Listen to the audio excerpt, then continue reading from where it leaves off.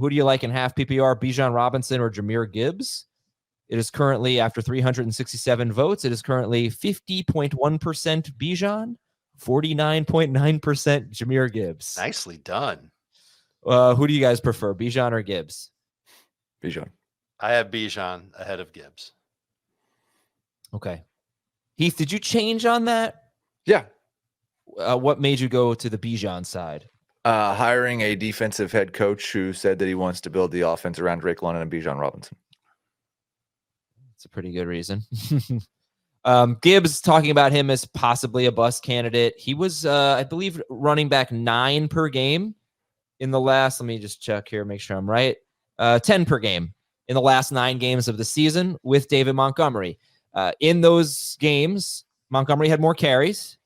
Gibbs was on pace for 200 carries and 45 catches, but he was on pace for 17 total touchdowns, including 15 rushing touchdowns. And I thought this was really fascinating. In those last 9 games, that's after Montgomery came back from an injury. In those last 9 games, Montgomery and Gibbs basically split the carries inside the 5-yard line evenly. 11 for Montgomery, 10 for Gibbs. But then let's fast forward to the playoffs. They played 3 games. And Montgomery had 8 carries inside the 5-yard line, and Gibbs didn't have 1. He had 0.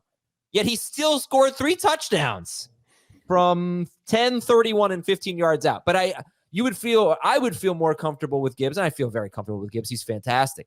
I'd feel more comfortable with Gibbs, though, if I knew they were at least going to split the goal line carries or close to the goal line carries. Went back to 8-0 Montgomery in the playoffs. Thoughts, Dave? Makes sense. Lions want to stick with their bruiser near the goal line. That's what they paid him to do. It's part of the appeal to David Montgomery. That being said, over the course of 13 games, Gibbs actually led all rookie running backs in touches inside the 5. Did you have that stat? No.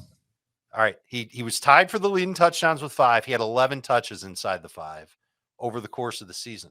Here's my favorite stat on Gibbs, and this is why I absolutely positively can't say with a straight face that he's a bust. He had 10 games this year where he played at least 50% of the snaps.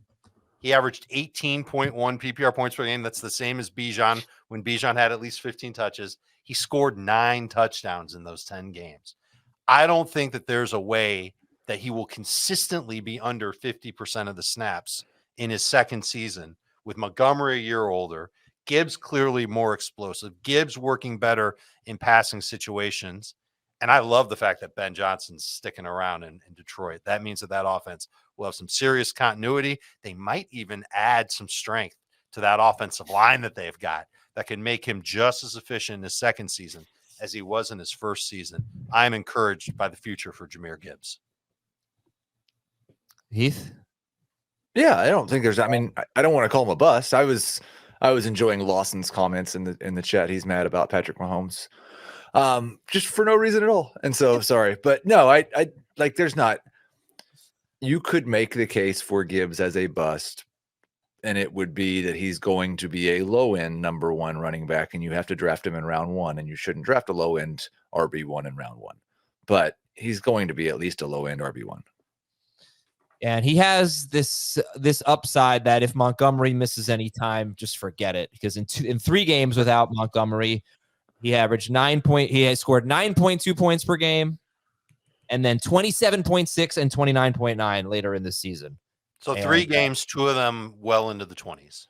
27.6 or more. And those were 2 later in the year, And the first game he had 17 carries. He just didn't score because nobody scored rushing touchdowns against the Falcons.